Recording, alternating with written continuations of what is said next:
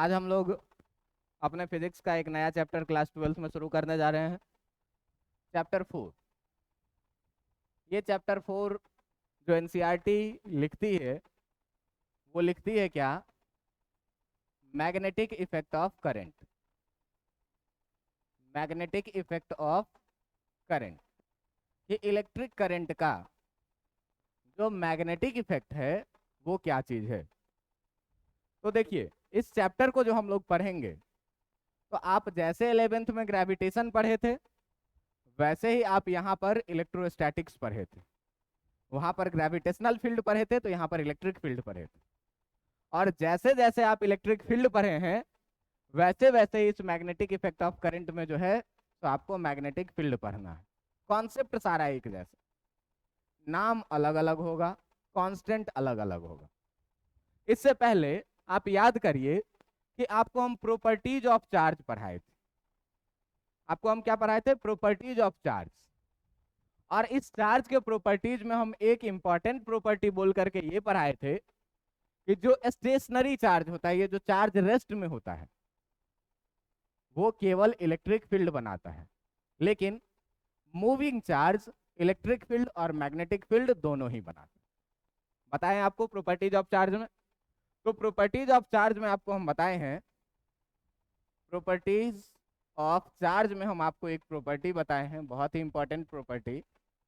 ये प्रॉपर्टी का नाम क्या था कि जो स्टेशनरी चार्ज होता है, जो स्टेशनरी चार्ज है वो जनरेट करेगा, जनरेट्स ओनली इलेक्ट्रिक फील्ड, जिसके बारे में हम लोग पीछे पढ़ चुके हैं कि कैसे इलेक्ट्रिक फील्ड बनाता है। बहुत सारे केसेस का एनालिसिस कर चुके हैं स्टेशनरी चार्ज के बारे में, इलेक्ट्रोस्टैटिक्स चैप्टर 1 और चैप्टर 2 में, है ना। लेकिन आपको बोले थे क्या कि बट जो मूविंग चार्ज है, बट जो मूविंग चार्ज है, ये मूविंग चार्ज दोनों चीज बनाता है, generate both electric electric as well as magnetic field, as well as magnetic field. ये जो मूविंग चार्ज है वो भाई साहब इलेक्ट्रिक फील्ड भी बनाएगा और वो क्या करेगा? मैग्नेटिक फील्ड भी बनाएगा। बात समझ में आ रही है? आप इलेक्ट्रिक करंट का डेफिनेशन पढ़े हैं? आप इलेक्ट्रिक करंट का डेफिनेशन पढ़े हैं क्या? कि इलेक्ट्रिक करंट कहता है क्या? कि इलेक्ट्रिक करंट के बारे में आप वन लाइन में मैं लिख रहा हूं, आप पढ़े हैं क्या? कि continuous continuous flow of continuous flow of charge is current. कि चार्ज के कंटिन्यूअस फ्लो को ही हम लोग क्या बोलते हैं?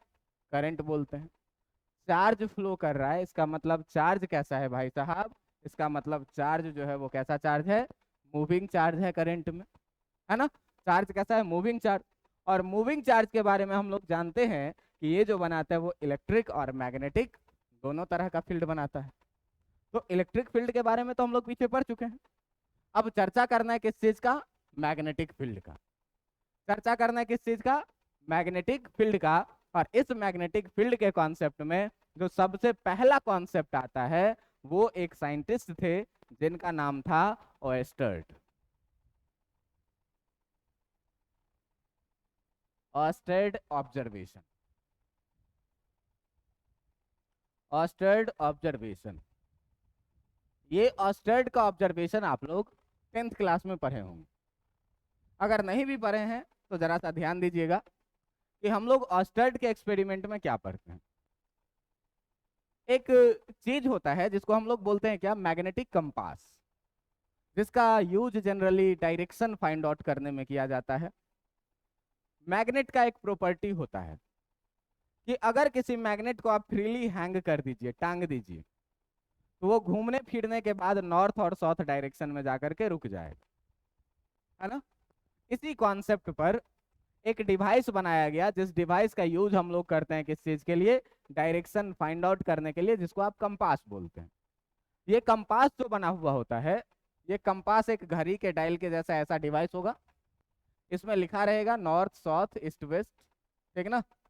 नॉर्थ साउथ ईस्ट वेस्ट ऐसे लिखा हुआ रहेगा, और इसके बीच में एक जो है उसको निडल वाला कम मैग्नेट ऐसे फिक्स होता है, जो बीच से घूमने के लिए स्वतंत्र होता है, फ्रीली मूव कर सकता है। तो अगर मैग्नेट को हम फ्रीली छोड़े हुए हैं तो ये जनरली किस डायरेक्शन में रहेगा, नॉर्थ साउथ डायरेक्शन में, क्योंकि अर्थ को भी एक मैग्नेट के जैसा माना गया है। और अर्थ के नॉर्थ पोल जो है तो इसके साउथ पोल को क्या करेगा, अट्रैक्ट कर लेगा, इसको अपने तरफ अट्रैक्ट कर लेगा। तो ये मैग्नेट हमेशा क्या होगा कि नॉर्थ और साउथ डायरेक्शन में जाकर के टिक जाएगा। बात समझ में आ रही है? लेकिन जरा सा सोचिए कि अगर मैं अपने हाथ में एक कोई सा मैग्नेट लूं और इस मैग्नेट को मैग्नेटिक कंपास के पास में लेकर के चला जाऊं, तो अर्थ वीक मैग्नेट के जैसे बिहेव करता है, कमजोर मैग्नेट के जैसे। लेकिन हम अपने हाथ में कोई एक मैग्नेट लेके इसके बिल्कुल नजदीक में रख दिए, तो अब अर्थ का मैग्नेटिक पावर प्रभावी रहेगा कि मेरा मैग्नेटिक पावर प्रभावी रहेगा, मेरा प्रभावी रहेगा। तो ये अपने नॉर्थ साउथ डायरेक्शन में रहेगा कि इसके अकॉर्डिंग ये डायरेक्शन बदलेगा, इसके अकॉर्डिंग बदलेगा। हम लेंगे और ऐसे घुमाना शुरू करेंगे तो ये निडल भी घूमना शुरू कर देगा कि नहीं? इतनी बातें समझ में आ रही है? मतलब कि अगर बाहर से कोई मैग्नेटिक फील्ड इसमें आए, कोई मैग्नेट रखें, तो इसका निडल डिफ्लेक्ट करेगा। इतनी बातें क्लियर है? तो ऑस्टर्ड ने अपने एक्सपेरिमेंट में क्या किया, ऑस्टर्ड क्या किया कि एक करंट कैरिंग वायर लिया, एक करंट कैरिंग वायर लिया जिसमें करंट बह रही है कितनी, आई इस डायरेक्शन, आई इस डायरेक्शन में बह रही है। इसका मतलब ये हुआ कि इस पूरे सिस्टम को मान लीजिए कि हम लोग यहां से लें और एक बैटरी से हम लोग क्या करें, कनेक्ट कर दें। ये रहा, बैटरी से हम कनेक्ट कर दिए। अच्छा, इसके बीच में एक जगह कहीं पर स्विच भी लगा दो। यहाँ पर हम क्या किए, इसको एक बैटरी से कनेक्ट कर दिए, यहाँ पे लगा दिए स्विच। अभी जो स्विच है ये स्विच है ऑफ, इससे कोई करंट बहेगा नहीं।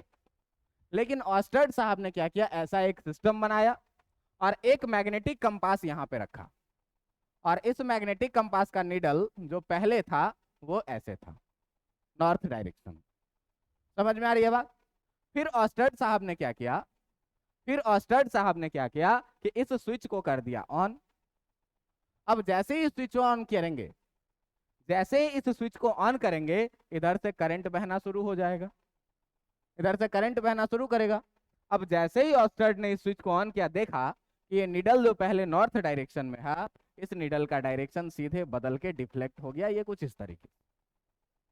बात समझ में आ रहा है?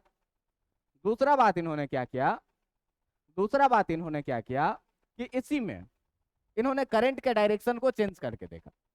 तो करंट के डायरेक्शन को कैसे चेंज करेंगे, ये माइनस था ये प्लस था, बैटरी पलट देंगे, करंट का डायरेक्शन चेंज हो जाएगा। तो इन्होंने दूसरे एक्सपेरिमेंट में क्या किया कि यही सिस्टम लिया, इसी सिस्टम में जो इस बार बैटरी जोड़ा गया, ये बैटरी जोड़ा गया कुछ इस तरीके से, बैटरी जोड़ा गया कुछ इस तरीके से। ये था स्विच, ये प्लस ये माइनस। इस बार जो करंट जाएगा वो करंट इससे ऐसे आएगा, आई नीचे की तरफ, अभी ऊपर की तरफ जा रहा था, अब कैसे आएगा, नीचे की तरफ। फिर ऑस्टर्ड ने क्या किया कि इसके पास एक मैग्नेट रख दिया, मैग्नेट का सुई था किधर भाई, तो नॉर्थ की तरफ था पहले। बात समझ में आया? अब जैसे ही ऑस्टर्ड ने यहाँ का स्विच ऑन किया, फिर इससे करंट बहना शुरू किया और देखा कि इसका निडल इस बार डिफ्लेक्ट हो गया, कैसे, इस डायरेक्शन। बात समझ में आ रहा है? ये डिफ्लेक्शन था किधर, इधर की तरफ, और ये डिफ्लेक्शन है किधर, अपोजिट डिफ्लेक्शन। बात समझ में आ रहा है? मतलब सीधा सीधा बात था कि जब इससे या उससे करंट नहीं बह रही थी, तो करंट नहीं बह रही थी तो कंपास के निडल में किसी तरह का डिफ्लेक्शन नहीं था। कंपास के निडल में डिफ्लेक्शन नहीं था मतलब अगल बगल सारा क्लियर है, कहीं पर कोई दूसरा मैग्नेट प्रेजेंस नहीं है। लेकिन तुमको हम बोले थे कि भाई इस कंपास में जैसे जैसे हम घुमाएंगे मेरे अनुसार ये निडल घूमेगा मैग्नेट लेकर के, और हम छोड़ देंगे तो ये अपना अर्थ के मैग्नेटिज्म में रहेगा, नॉर्थ साउथ की तरफ। तो ये डिफ्लेक्ट कर गया यहाँ, ये डिफ्लेक्ट कर गया यहाँ। इसका मतलब सीधा सीधा बात ये होता है क्या कि कहीं ना कहीं इस तार के कारण इधर कोई ना कोई मैग्नेट के जैसा बिहेव हुआ है। बात समझ में आ रहा है? इस तार के द्वारा क्या हुआ है, मैग्नेट के जैसा बिहेव हुआ है। और ये बिहेव तब हुआ है, स्विच ऑफ था तो कोई दिक्कत नहीं था, मेरे को करंट नहीं बह रहा था तो कोई दिक्कत नहीं था। लेकिन जैसे ही हम स्विच ऑन किए, हम करंट बहाए हैं, इसका निडल डिफ्लेक्ट हुआ। मतलब जैसे इस तार से होकर के करंट बहा है, ये तार मैग्नेट के जैसा बिहेव किया है। बात समझ में आ रहा है? तार से जैसे ही करंट बहा, ये तार कैसा बिहेव किया, मैग्नेट के जैसे। क्लियर है बातें? दूसरा चीज इस ऑब्जर्वेशन से ये पता चलता है कि अगर करंट ऊपर जा रहा था तो डिफ्लेक्शन इधर था, और अगर करंट का डायरेक्शन बदले तो डिफ्लेक्शन का डायरेक्शन भी क्या हो गया, बदल गया। तो ऑस्टर्ड के एक्सपेरिमेंट यही है, और इसी एक्सपेरिमेंट से ये बात पता चलता है कि जो करंट कैरिंग वायर है वो अपने चारों तरफ एक मैग्नेटिक फील्ड बनाती है। क्या करती है, अपने चारों तरफ एक मैग्नेटिक फील्ड बनाती है, और ये जो मैग्नेटिक फील्ड बनाती है उसका डायरेक्शन भी चेंज हो जाता है। कब, जब हम करंट का डायरेक्शन चेंज कर देते हैं तब। बात समझ में आ रहा है? तो इस एक्सपेरिमेंट में क्या किया गया, तो it is observed that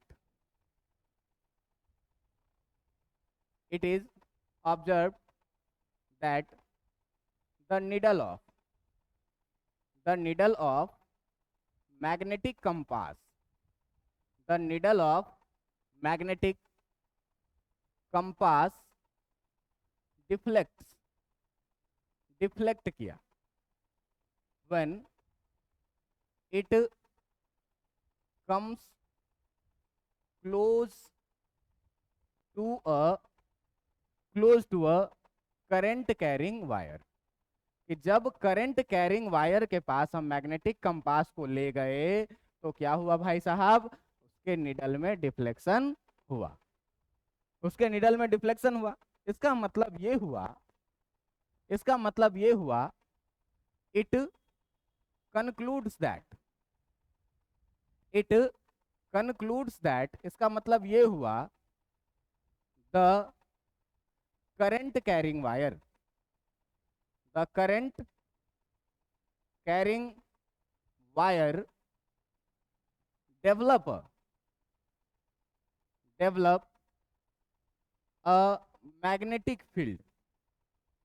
develop a magnetic field around itself।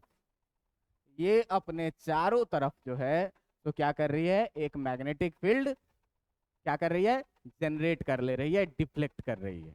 किसके कारण, डिफ्लेक्शन के कारण। पता चल मैग्नेटिक निडल डिफ्लेक्ट किया, इसका मतलब जरूर इसके चारों तरफ कोई ना कोई एक्सटर्नल मैग्नेट रखा होगा, और यहां पर जैसे ही लाए तो इसका निडल डिफ्लेक्ट किया। इसका मतलब सीधा सीधा बात है कि इस तार में करंट बहा, जिसके कारण ये चारों तरफ क्या किया, मैग्नेटिक फील्ड बनाया, और यही मैग्नेटिक फील्ड के कारण इसका निडल क्या हुआ, डिफ्लेक्ट हुआ। ठीक ना?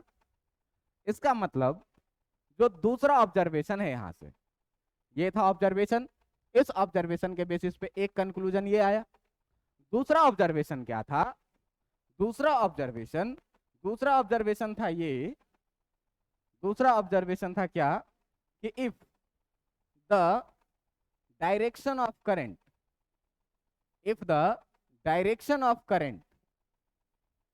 changes through the wire, कि जैसे ही वायर से डायरेक्शन ऑफ करंट को चेंज किया गया, ठीक ना, the direction of deflection of needle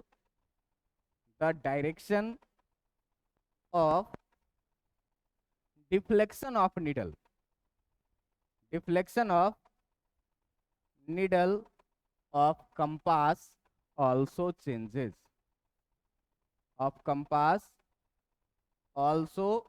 changes, क्या हुआ भाई, कि जैसे ही करंट के डायरेक्शन को मैंने कंडक्टर से चेंज किया, डिफ्लेक्शन का डायरेक्शन भी क्या हो गया, चेंज हो गया। इसका मतलब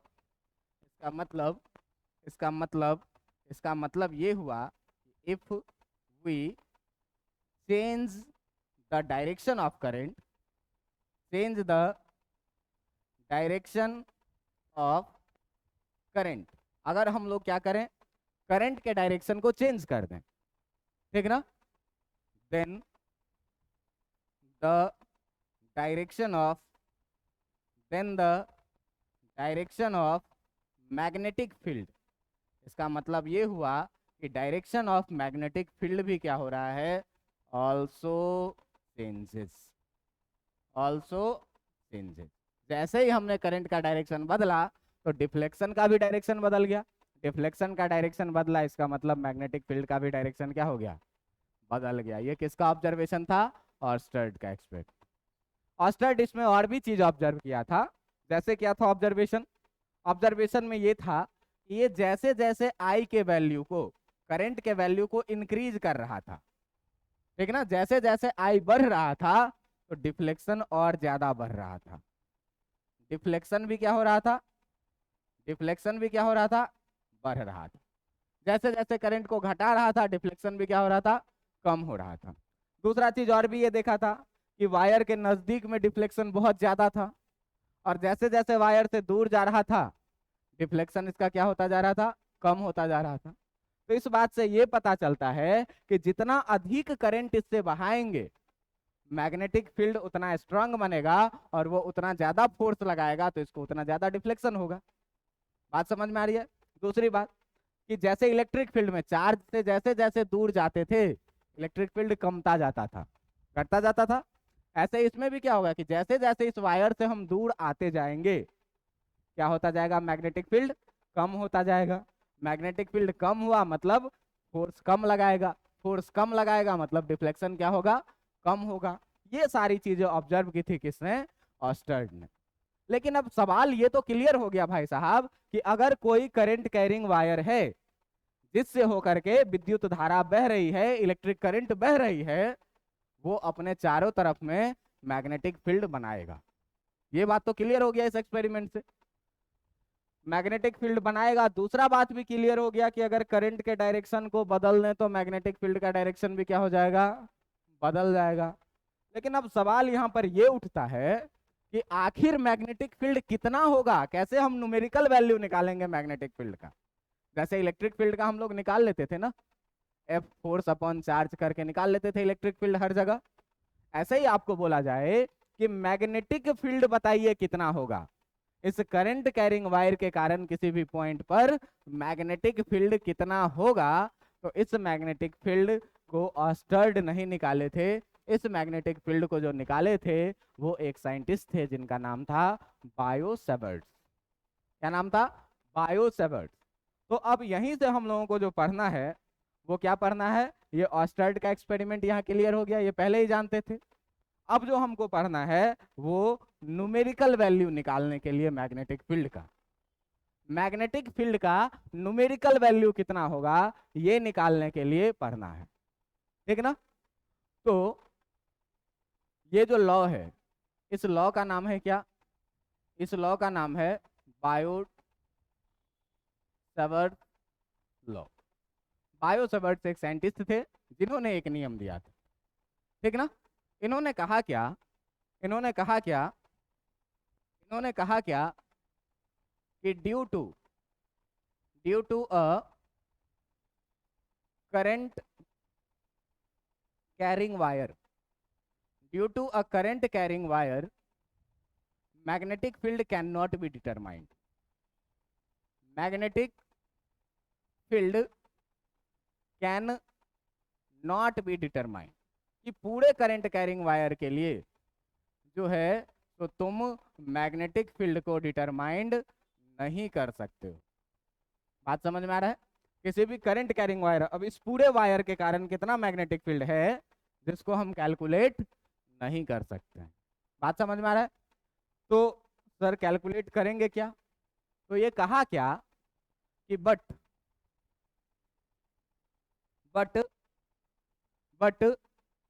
for elemental length of current carrying wire, for elemental length of current carrying wire it can be calculated, it can be calculated। इसको कैलकुलेट किया जा सकता है किसके लिए? पूरे वायर के लिए नहीं, इस वायर में से अगर एक छोटा सा पोर्शन तुम तोड़ लोगे डीएल लेंथ का तो इस छोटे से वायर के लिए जो है तो मैग्नेटिक फील्ड निकाला जा सकता है। अब तो अपने पास जुगाड़ है क्या कि छोटा सा के लिए निकल गया तो इंटीग्रेट करेंगे पूरा के लिए निकल जाएगा, है ना। तो इन्होंने क्या कहा कि पूरे वायर के लिए एक बार में नहीं निकाला जा सकता है, लेकिन एक एलिमेंटल वायर के लिए जो है सो इसको कैलकुलेट किया जा सकता है। बात समझ में आ रहा है? तो कहा क्या कि एलिमेंटल वायर के लिए अगर भाई कैलकुलेट किया जा सकता है तो कैसे कैलकुलेट किया जा सकता है, इस बात को आप समझने का एकदम प्रयास करिएगा, चीजें याद रखने वाली है। बात समझ में आ रहा है? कहा क्या ये, कहा क्या कि अगर एक करंट कैरिंग वायर है जिससे होकर के करंट बह रही है कितनी, आई, जिससे होकर के करंट बह रही है कितनी, आई। इस पे क्या करिए कि आप छोटा सा एक एलिमेंट काटिए, एक छोटा सा एलिमेंट आप काटिए, ये छोटा सा एलिमेंट में काट लिया इस पे। इस छोटे से एलिमेंट का जो लेंथ है वो है कितना, डीएल, ठीक ना। और ध्यान रखाइए कहा क्या, ये जो एलिमेंटल लेंथ का वायर आपने काटा है डीएल, ठीक ना, ये डीएल वेक्टर होगा। कहोगे सर लेंथ है, लेंथ तो स्केलर होना चाहिए, लेकिन यहाँ पर लेंथ जो होगा वो वेक्टर होगा। तो तुम सवाल पूछोगे कि तब बताइए वेक्टर होगा तो डायरेक्शन क्या होगा, तो डायरेक्शन जो होगा वो करंट के डायरेक्शन में ही होगा। बात समझ में आ रहा है? तो कहा क्या, यहाँ पर ये डीएल जो है, ये डीएल क्या है, वेक्टर है, वेक्टर का साइन डाल दिया इस पे। और इसका डायरेक्शन क्या होगा, जो इसका डायरेक्शन होगा वो डायरेक्शन क्या होगा, सेम एज करंट, करंट के डायरेक्शन में ही इस डीएल का डायरेक्शन होगा। डीएल कैसा ट्रीट करेंगे, वेक्टर, ये जो है ये क्या है, वेक्टर डीएल है, जिस वेक्टर डीएल का डायरेक्शन किधर होगा, करंट के डायरेक्शन। अब कहा क्या कि मान लो कि कोई एक पॉइंट है जो यहां से आर डिस्टेंस पर है, कितने डिस्टेंस पे, आर डिस्टेंस पे कोई पॉइंट पी है, और ये पी जो है ये डीएल के साथ जो एंगल बना रहा है, ये एंगल बना रहा है कितना, थीटा, ये एंगल बना रहा है कितना, थीटा। समझ में आ रहा है बात? करंट कैरिंग वायर में एक एलिमेंट लिया है मैंने कितना, डीएल, ये डीएल एलिमेंट वेक्टर के जैसे ट्रीट करेगा, डायरेक्शन किधर रहेगा, करंट के डायरेक्शन में। अब इस डीएल एलिमेंट से मैं आर डिस्टेंस पर एक पॉइंट लिया हूं पी, समझ में आ रहा है, और ये आर डिस्टेंस पे ये जो पॉइंट पी है, तो वेक्टर आर डीएल के साथ जो एंगल बना रहा है वो कितना बना रहा है, थीटा।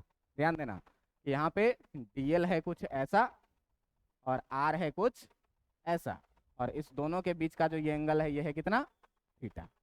बात समझ में आ रहा है? तो देखिए अब कह रहा है क्या कि लेट, अब कह रहा है क्या कि लेट, हम लोग लेट किए क्या कि let a point, let a point P is at r distance, r distance from element, from element vector dl, from element vector dl, vector dl से पॉइंट P जो है वो कितने डिस्टेंस पे है, r डिस्टेंस पे। और if the, if angle between, if angle between vector r and vector dl is theta, क्या माने, जो डायग्राम में किए वही माने। एक डीएल एलिमेंट है, इस डीएल एलिमेंट से r डिस्टेंस पर कोई पॉइंट P है, और वेक्टर r और वेक्टर dl के बीच का एंगल कितना है, थीटा है। तो ये बताओ कि इस छोटे से एलिमेंट dl के कारण जो मैग्नेटिक फील्ड बनेगा वो भी बहुत छोटा बनेगा। छोटा सा एलिमेंट के कारण जो मैग्नेटिक फील्ड, बड़ा सा वायर है उसके कारण पूरा मैग्नेटिक फील्ड बना, तो छोटा सा वायर तोड़ेंगे तो मैग्नेटिक फील्ड भी तो छोटा सा होगा, है ना। तो कह रहा है कि इस छोटे से एलिमेंट के कारण जो मैग्नेटिक फील्ड होगा, कह रहा है कि इस छोटे से एलिमेंट के कारण the small magnetic field, the small magnetic field, the small magnetic field dB, electric field को E लिखते थे, मैग्नेटिक फील्ड को B लिखेंगे। बात समझ में आ रहा है? The small magnetic field dB due to small elemental current carrying wire, due to a small elemental current carrying wire, कितने लेंथ का है भाई, dl is given by, is given by, क्या कहा, कहा कि ये जो dB है छोटा सा मैग्नेटिक फील्ड जो कि वेक्टर है, मैग्नेटिक फील्ड वेक्टर क्वांटिटी है, वो जो दिया जाएगा ये दिया जाएगा mu naught by 4 pi I into dl cross r by r cube. ये फॉर्मूला के बारे में इन्होंने बताया। बात समझ में आ रहा है? कितना कहा? आई डीएल क्रॉस आर। अब ध्यान देना कि म्यू नॉट बाई 4 पाई एक कांस्टेंट है। म्यू नॉट बाई 4 पाई क्या है? कांस्टेंट है। आई करंट है, स्केलर है, आर लेंथ है, स्केलर है। लेकिन ये DL cross R cross product में है, और क्रॉस प्रोडक्ट का जो रिजल्ट आता है वो क्या आता है? वेक्टर आता है। तो वेक्टर आता है, इसीलिए मैग्नेटिक फील्ड क्या है? वेक्टर है। बात समझ में आ रहा है? तो इन्होंने कहा क्या कि जो दिलाएगा ये डीवी का वैल्यू, ये कितना दिलाएगा? Mu naught by 4 pi I DL cross R by R cube. बात समझ में आ रहा है? जहां पर आई के बारे में आप जानते हैं करंट है, कितना बह रहा है। डीएल के बारे में आप जानते हैं कि ये एलिमेंटल लेंथ है। आर के बारे में आप जानते हैं ये म्यू नॉट बाई जो 4 पाई है, ठीक ना? ये म्यू नॉट बाई 4 पाई जो है, where mu naught by 4 pi is a constant, is a constant. जैसे इलेक्ट्रोस्टैटिक में कूलॉम्स लॉ में आप लिखते थे ना 1/4 पाई एप्सिलॉन नॉट, वैसे यहाँ पर मैग्नेटिज्म में जो कांस्टेंट आएगा वो कितना आएगा? म्यू नॉट बाई 4 पाई आएगा। बात समझ में आ रहा है? और इस म्यू नॉट बाई 4 पाई का जो वैल्यू होता है, जैसे आपके 1/4 पाई एप्सिलॉन नॉट का वैल्यू होता था कितना? 9 इंटू 10⁹ होता था कि नहीं? ऐसे इस म्यू नॉट बाई 4 पाई का जो वैल्यू होगा ये होगा 10⁻⁻7। और आप एप्सिलॉन नॉट को बोलते थे क्या? परमिटिविटी। क्या बोलते थे? परमिटिविटी ऑफ एयर या फिर वैक्यूम। बोलते थे कि नहीं बोलते थे? बोलते थे ना? तो 4 पाई का वैल्यू तो आपको पता है। इसी तरीके से यहां पर भी ये कहा क्या कि where mu naught is known as the, उसको परमिटिविटी बोलते थे, इसको परमिएबिलिटी बोलेंगे। परमिएबिलिटी ऑफ एयर या फिर वैक्यूम।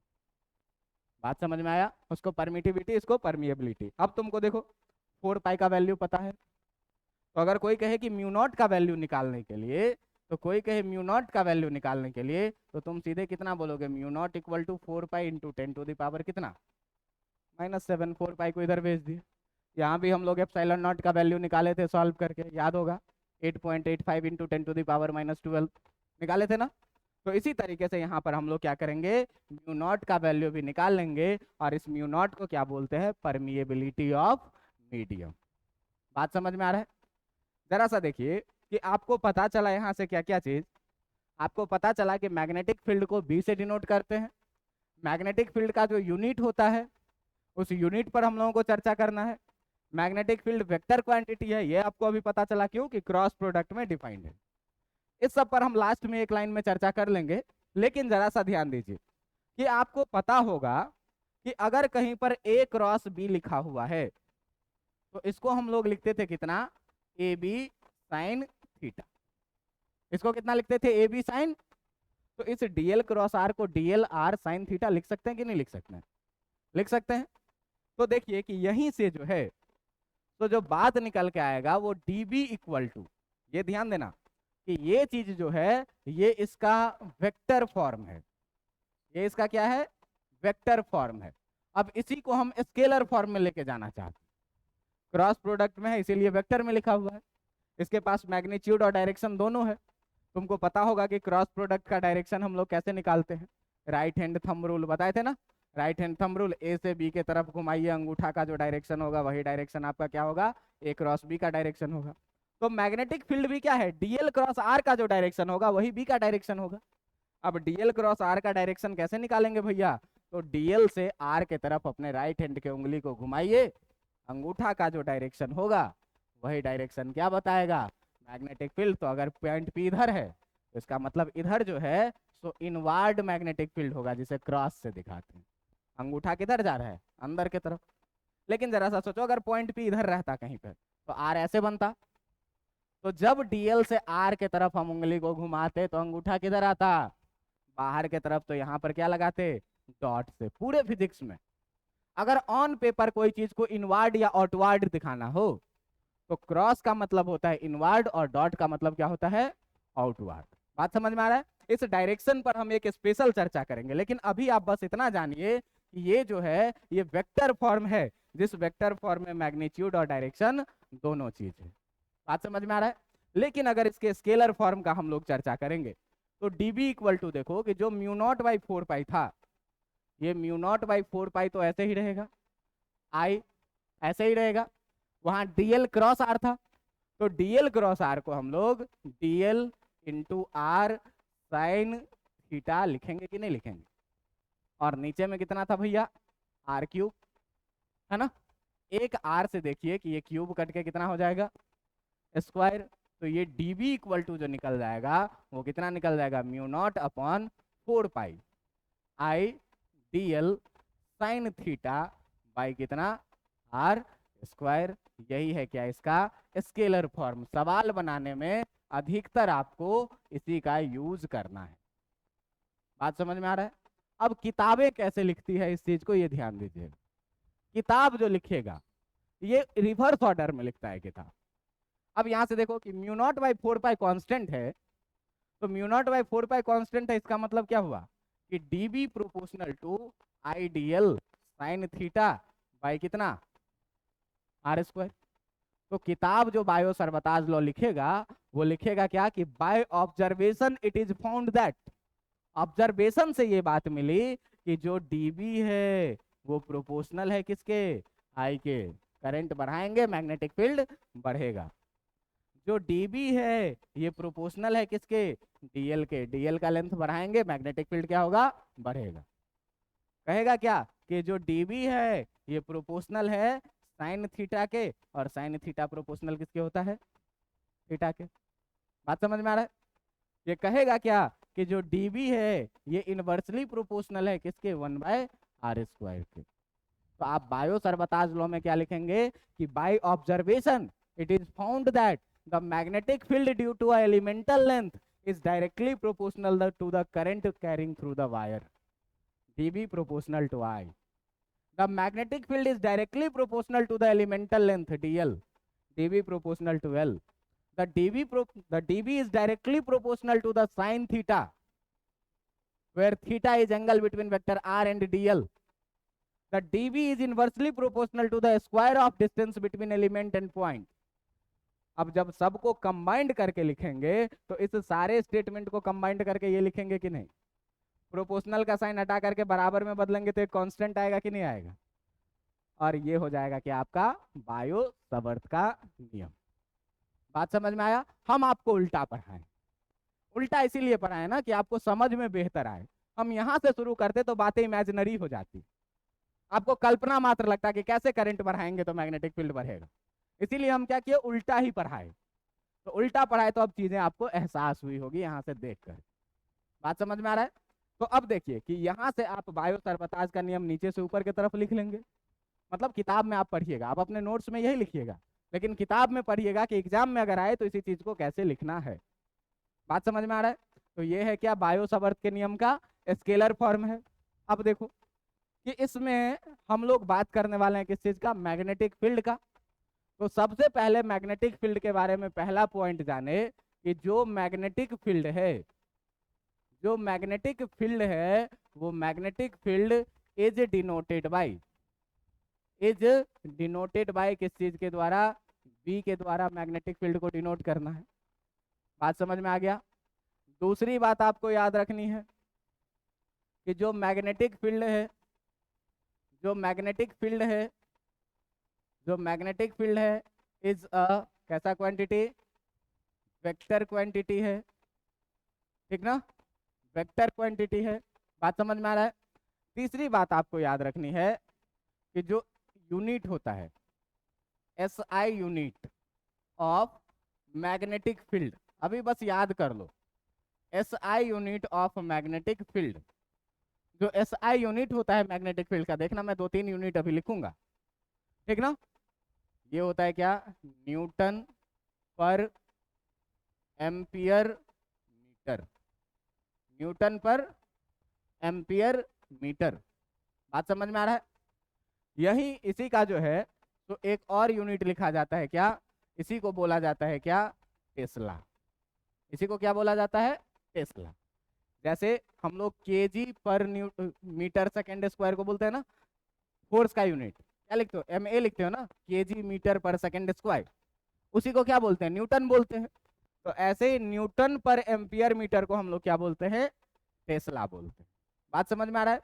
एक और यूनिट है इसका, एक और यूनिट है इसका, जिसको बोला जाता है क्या, वेबर पर मीटर स्क्वायर। एक्चुअली वेबर जो है ना, वो मैग्नेटिक फ्लक्स का यूनिट है। वेबर क्या है, मैग्नेटिक फ्लक्स का यूनिट है, ध्यान देना।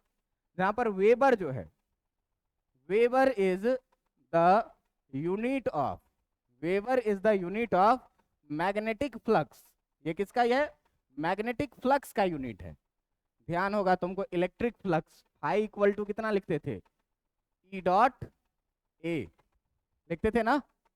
तो इलेक्ट्रिक फ्लक्स में E था, तो तुमको बोले थे भूसा आ रहा है तो भूसा फ्लक्स बोलेंगे, पानी आ रहा है तो पानी फ्लक्स बोलेंगे, हवा आ रहा है तो एयर फ्लक्स बोलेंगे, इलेक्ट्रिक फील्ड आ रहा है तो इलेक्ट्रिक फ्लक्स बोलेंगे। अब मैग्नेटिक फील्ड आएगा तो बस खाली भैया इसी में बदल देंगे। तो इसको 5B जो लिखेंगे वो कितना लिखेंगे, B डॉट लिखेंगे कि नहीं, इलेक्ट्रिक फील्ड के जगह पर मैग्नेटिक फील्ड। अब देखो कि अगर 5B/A लिखेंगे तो ये क्या हो जाएगा, B बचेगा कि नहीं बचेगा। अब जो इसका यूनिट होगा वही मैग्नेटिक फील्ड का यूनिट होगा। हाँ छोड़ो ना, स्केलर ही होता है इसीलिए इधर ला लिए डायरेक्ट, छोड़ो ना, कॉस थीटा का कोई यूनिट होगा, हम खाली यूनिट समझाना चाह रहे हैं आपको, समझ में आ रहा है ना बात। अब देखिए कि ये फ्लक्स का यूनिट क्या होगा, वेबर, और नीचे एरिया है इसका यूनिट क्या होगा, नीचे एरिया है इसका यूनिट क्या होगा, मीटर स्क्वायर। तो इसी का जो है सो एक यूनिट क्या होता है, वेबर पर मीटर स्क्वायर, एक होता है न्यूटन एम्पियर मीटर, और एक क्या होता है इसका यूनिट, टेस्ला। बात समझ में आया, इतनी बात समझ में आई। अब तुमसे कोई आदमी सवाल पूछेगा क्या कि भैया अगर मैग्नेटिक फील्ड वेक्टर क्वांटिटी है तो इसका डायरेक्शन आप कैसे निकालेंगे। अगर मैग्नेटिक फील्ड वेक्टर क्वांटिटी है तो इसका डायरेक्शन आप कैसे निकालेंगे। तो बेटा तुमको वेक्टर पढ़ाए थे इंट्रोडक्शन में, इंट्रोडक्शन में क्रॉस प्रोडक्ट भी पढ़ाए थे। अभी तक क्रॉस प्रोडक्ट का यूज कहीं पर नहीं आया था, लेकिन मैग्नेटिज्म में तुम ध्यान दे दो कि जो अपना फॉर्मूला है उस फॉर्मूला में ही शुरुआत हुई है, कहाँ से, क्रॉस प्रोडक्ट से, DL क्रॉस R। तो यहाँ पर आपको क्रॉस प्रोडक्ट की जरूरत पड़ेगी। और क्रॉस प्रोडक्ट में हम डायरेक्शन भी आपको बताए थे कि राइट हैंड थंब रूल से निकालना है। तो आप वेक्टर पढ़ के आइएगा अगले दिन क्रॉस प्रोडक्ट, और फिर हम लोग अगले दिन इसके डायरेक्शन से बात करना शुरू करेंगे और अपने काम को धीरे धीरे आगे बढ़ाएंगे। रेगुलर क्लास करिएगा, समझ में आएगा। कंपेयर करके पढ़िएगा इलेक्ट्रिक फील्ड से मैग्नेटिक फील्ड को, समझ में आएगा। देखो कुछ नहीं हुआ, क्या बदला, कांस्टेंट बदल गया, वहां 1/4 एप्सिलॉन नॉट, यहाँ पर कितना, μ0/4। एप्सिलॉन नॉट को परमिटिविटी ऑफ मीडियम बोलते थे, μ0 को परमिएबिलिटी ऑफ मीडियम बोलते हैं। उसका वैल्यू 9 × 10⁻⁹ होता था, इसका वैल्यू 10⁻⁻7 होता। अब इस सब का यूनिट भी इस कांस्टेंट का, मैग्नेटिक कांस्टेंट, ये जो है इज ए कांस्टेंट, और इसी कांस्टेंट को क्या बोला जाता है, मैग्नेटिक कांस्टेंट बोला जाता है। तो ये मैग्नेटिक कांस्टेंट का जो है तो क्या यूनिट होगा, क्या वैल्यू होगा, ये तो निकाल दिए। अब मैग्नेटिक कांस्टेंट वगैरह का अगर तुमको वैल्यू निकालना है तो यहाँ से देखो सब निकल जाएगा। कैसे निकल जाएगा, dB का पता है, टेस्ला है ना, R² इधर लाओगे मीटर स्क्वायर आएगा, ये I लाओगे एम्पियर आएगा, DL लाओगे मीटर आएगा, निकल जाएगा, है ना। तो ये सारी चीज़ों पर हम लोग अगले दिन डिस्कशन करेंगे, फिलहाल इतना पढ़ के आइएगा, ठीक है। मैं उम्मीद करता हूँ कि आज का क्लास समझ में आया होगा। ये बहुत ही मज़ेदार चैप्टर है, लेकिन तब मज़ेदार चैप्टर है जब आपको पहला दूसरा तीसरा चैप्टर आता है। बात समझ में आया। अगर थोड़ा कमी भी रह गया है उधर, तो अगर यहाँ ढंग से पढ़ोगे ना तो पिछला कमी भी पूरा हो जाएगा, क्योंकि सेम चीज़ पढ़ाना है, बस E के जगह पर B रख करके, कांस्टेंट में μ0/4 रख करके 1/4 एप्सिलॉन नॉट के जगह। समझ में आ रहा है, काफ़ी आज के।